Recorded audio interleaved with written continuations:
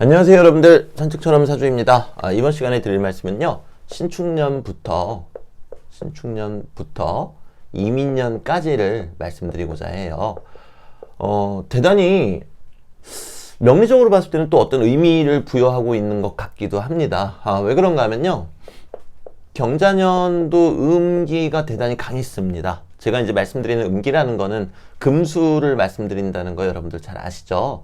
네, 이때도 금과 수가 들어와서 음기가 대단히 강했어요. 자, 그런데 신축년은 겉으로 봤을 땐 토지만 이 안에 응축된 음기 개수가 있고요. 또 응축된 금기 신금이 있습니다. 그런데 천간에 또 신금마저 들고 왔죠. 그렇기 때문에 음이 대단히 매섭게 강화가 되는 그런 해였어요. 자, 이 음이 강화가 된다는 거는요, 어떤 성찰, 그리고 움직이지 못한다. 움직이지 못한다 그러면 안 되겠네요. 움직이기 힘들다. 네. 움직이기 힘들다. 또는 우울이라는 이름으로 찾아왔습니다. 네. 이 음이라는 건 그래요. 그리고 양이라는 거는 펼쳐낸다, 드러낸다죠. 네. 그래서 제가 몇 차례 영상을 통해서 여러분들께 이제 그런 말씀을 드렸어요. 결국에는 이제 작년, 재작년 같은 경우는 이런 성찰적인 사고를 하신 분들이 많았고, 그렇기 때문에 사주 명리에 관심을 갖기 시작하신 분들도 많으셨겠다. 네, 한편으로는 또 어떤 분은 우울감을 동반을 하셨을 수도 있겠고요. 하지만 양이라는 거는 저희가 살아있는 사람, 즉 저희 자체가 양이기 때문에 대단히 그렇게 어려운 기운은 아닙니다. 하지만 음은 저희에게는 다소 버거울 수도 있는 그런 기운이 되겠죠. 그리고 올해 이제 이민년이 됐습니다. 이민년이 됐는데요, 저 임목은요, 추걸의 추위를 끝내고 뜨겁게 양의 기운을, 즉 이 양의 기운은 추위를 끝내는 용도로서의 양이기 때문에 화기를 순간적으로 강하게 키워줍니다. 자, 그럼 이제 예시를 한번 들어볼게요. 어떤 사주 구성이 예를 들어서 오화, 뭐 임목, 사화 이렇게 있다고 가정을 해볼게요. 그리고 또 어떤 예시를 들어볼까요? 뭐 병인일주고, 네, 이거 존재하지 않는 그런 예시입니다, 여러분들. 오해하지 마세요. 정사다. 이렇게 한번 해볼게요. 자, 이렇게 되면은 저희가 봤을 때 양의 기운, 목화의 기운이 너무나 강하죠. 양의 기운이 너무 강한데 올해 임목이 들어왔습니다. 그럼 양의 기운이 갑자기 치솟겠죠. 자, 그러면 양의 기운이 너무 많아졌기 때문에 나는 자연스럽게 이 음의 기운을 추구할 수밖에 없습니다. 금수를 추구한다는 거죠. 특히나 수를 추구하겠습니다. 이 화기가 너무 강해졌으니까요. 이 임목은요, 겉모습은 나무인데 실제로는 화기예요. 네, 앞서 말씀드린 것처럼 추걸의 추위를 꺾고 봄을 시작시키게 하는 용도의 강한 화기입니다. 그러니까 순식간에 확 치고 올라온다라는 거죠.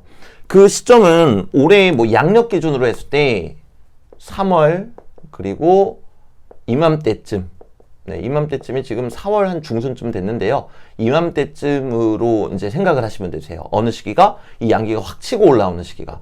자, 그러면은 재작년, 작년까지는 음이 너무 많이 들어와가지고 내가 어떻게 해야 될지 모르고 움직일 수 없고 막 괴로웠단 말이에요. 근데 올해는 어떤 분들, 특히 어떤 분들이냐, 이렇게 양의 기운이 강하신 분들, 이분들 입장에서는 또 거꾸로 양 기운이 너무 강해진 거예요. 그러면은 내가 살기 위해서 이 수를 추구한다 그랬죠?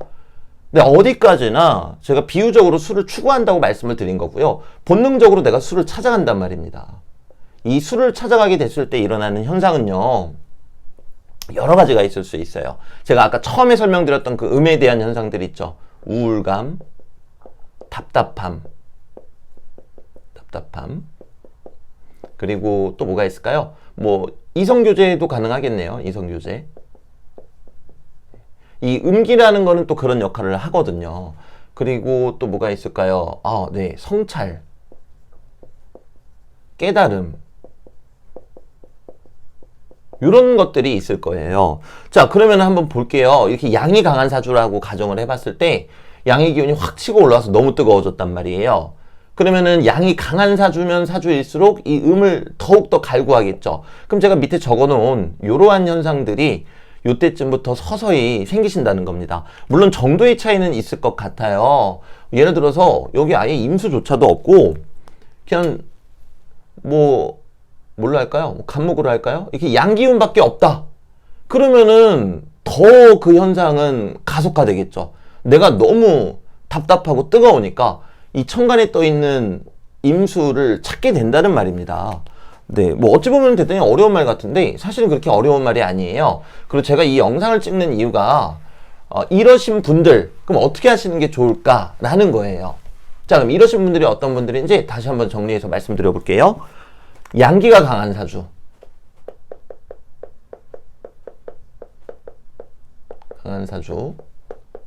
즉 이제 목화의 기운이 강한 사주 또는 목화의 기운이 강한 사주 또는 뭐 봄생, 여름생도 해당이 되겠죠. 이 봄, 여름생이라는 것 자체가 사실은 월지를 나타내는 거니까요. 네, 월지가 그 사주의 공간적인 개념이잖아요. 네, 그러면 이제 양기가 강한 사주인데 플러스 무기력함 또는 우울감, 뭐 성찰을 하시는 분들은 너무나 좋은 거죠. 그럼 이제 그분들은 해당 사항이 없으신 거고요. 무기력함이나 우울감이 내가 다가오고 있다. 그럼 우선 첫 번째 솔루션은요, 이 양기를 풀어주시면 되세요. 이게 지나치게 펼치려고 하다 보니까 내가 답답한 거란 말이에요. 그러면은 사람들을 만나시고 운동도 하시고 그리고 여행도 가시고 네, 뭐 산책도 좋겠죠. 이렇게 양기를 풀어줄 수 있는 여러 가지 활동을 하시면 되세요. 그래서 저희가 뭐 운동하면 정신도 건강해진다 그런 이야기들 하잖아요. 바로 올해 같은 요맘때쯤에 해당되는 이야기입니다. 네, 이렇게 해서 양기를 좀 풀어내 주시면 너무 좋으시겠고요. 나는 근데 죽었다 깨어나도 사람들 만나기도 싫고 운동도 싫고 여행 개나 줘버리고 산책도 싫다 이러신 분들은요, 음기를 활용하시면 되세요. 이렇게 활용하실 게 아니라 명상이나 성찰이나 또는 깊이 있는 공부를 하시면은 이러한 부분들이 많이 해소가 되실 거세요. 그리고 명리에 관심이 있으신 분들 아시겠지만 이제 갑진월 지나게 되면요, 요 갑진월부터 또 양기가 막 올라옵니다. 네, 얘가 습토이고 뭐고랑 상관없이요, 이 진월이 되면은 양기운이 올라와요. 여름 바로 직전이잖아요. 그 다음에 이제 을사가 되죠. 그 다음이 뭡니까? 병호가 되죠. 양기운이 점점 올라오죠. 그런데 오화보다 더 뜨거운 게 미토예요. 그러니까 자수보다 더 뜨거운 게 더 차가운 게 축토인 거랑 똑같습니다. 근데 정미월이에요 또. 그럼 양기운이 계속 뿜뿜뿜뿜 이러고 올라온다라는 거예요. 그러면 여러분들 입장에서는 길게 봤을 때 이제 무신월까지, 왜냐면 무신월도 사실은 덥거든요. 덥다가 이 뜨거움이 갑자기 훅 하고 떨어지는 순간이 올 거예요. 그 전까지는 계속적으로 이렇게 사람들 만나시고 활동적으로 행동을 하시면서 양기운을 빼내시고, 또 한편으로는 명상이나 성찰이나 깊이 있는 공부를 하신다면, 또는 이 두 가지를 함께 하신다면 더할 나위 없이 좋으시겠죠. 그래서 지금 가슴이 답답하시고 막 그러신 분들 많으실 거세요. 근데 제가 지금 추천드리는 이런 방식으로 한번 좀 해봐 주시면 너무 좋을 것 같고요. 제가 그래서 또 드리고 싶은 말씀이 있어요. 저희 여러분들 막 몇 월 바뀌고 그럴 때마다, 그리고 해가 바뀔 때마다 이민년 운세 또는 뭐 갑진월 운세 이런 거 다 찾아보시잖아요. 네, 흥미 위주로 보시는 건 대단히 좋습니다. 하지만 몇 월 운세 또는 뭐 무슨 년 운세, 무슨 일간, 이런 거는 여러분들 크게 의미를 찾으실 필요가 전혀 없으세요. 왜냐면요, 이제 많은 분들 요거 이제 꼼꼼히 챙겨보시는 분들 아시겠지만 맞은 적도 있고 틀린 적도 있었잖아요. 근데 아마 틀린 적이 더 많으셨을 거세요. 제가 방금 전에 설명드린 개념도 한번 보여드릴게요. 만약에 기토일간인데 기묘일주고 5월에 태어났고 여기 임목이 있고 뭐 사화가 있다. 자, 그럼 벌써 요것만으로 여름에 태어났고 양기가 너무 강하죠. 이런 분들은 제가 아까 설명드린 것처럼 양기가 막 올라오니까 답답함을 느끼실 거세요. 자, 근데 똑같은 기토일간인데요. 똑같은 기묘일주로 해볼게요. 근데 자월에 태어났어요. 그리고 축시에 태어났어요. 그러면 어떻게 됩니까? 음이 너무 강하죠. 추운 겨울에 한밤중에 태어났으니까요. 그러면은 양기운이 들어올 때 어떤 변화가 있는 거지 막 위에 분처럼 막 미칠 것 같고 죽을 것 같고 막 이건 아니라는 거예요. 그런데 어떻게 그 들어오는 이 기운만 가지고 내가 올해 어떨지 내가 무슨 월에 어떨지 어떻게 판단을 하겠어요. 한 글자만 달라져도 월지 하나만 달라져도 달라지는 거고 어디 한 글자만 달라져도 충분히 달라질 수 있거든요. 그런데 우리가 자꾸 그것을 보는 이유가 뭐냐. 예를 들어서 기토일간이다. 그러면은 갑진월이다. 그럼 이제 얘는 겁재, 얘는 정관. 그냥 이것만 가지고 해석을 하는 거예요. 그건 여러분들도 하실 수 있어요. 네, 정관, 남자가 찾아오거나 내가 뭐 집안에 맏아들 역할을 할 일이 생기거나 아니면은 뭐 직장에서 뭐 일감이 많아지거나 그렇다. 그리고 겁재, 갑작스러운 재물 손괴가 일어날 수 있고 많은 경쟁에 시달릴 수가 있으며 그리고 많은 사람들을 만나게 된다. 네, 그냥 이게 다예요. 그러니까 이 십성적으로 봤을 때는 뭐가 맞는 것 같거든요.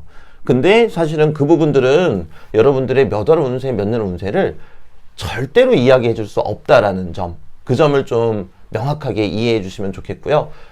마찬가지로 거기에서 더 나아간다면요. 저희는 갑진에다가 정관하고 겁재라는 이름을 붙일 게 아니고요. 간목하고 진토를 보는 게 더 맞겠습니다. 제가 방금 전에 신축년 그리고 이민년 설명드리면서 제가 십성부터 설명드렸던가요? 아니었죠? 네, 근데 지금 제 영상 보시는 분들 중에서는 오 진짜 그랬는데 신기하다 하시는 분들 계실 거세요.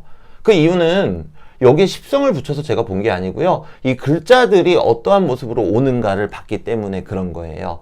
자, 그리고 이민이라는 거는요.